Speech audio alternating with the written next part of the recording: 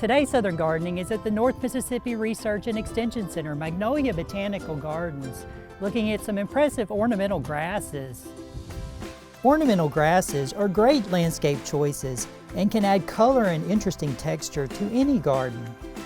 Zebra grass, a clump-forming grass, is noted for its horizontally banded foliage. It also has long, linear leaves that grow up to 8 feet tall. The leaf blades are green, with irregularly spaced yellow zebra-like horizontal bands, which appear at irregular intervals.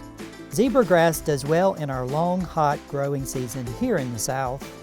One of my all-time favorites is Gulf muhly grass. Gulf muhly grass is a native plant that's showy in the fall and winter months. In the fall, it produces billowy masses called inflorescences, which resemble pink clouds in the landscape.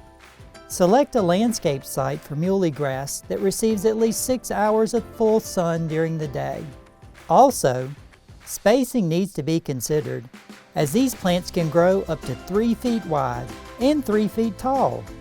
Another eye-catching grass, strawberries and cream ribbon grass, has long green and white striped blades that cast a delicate rosy hue.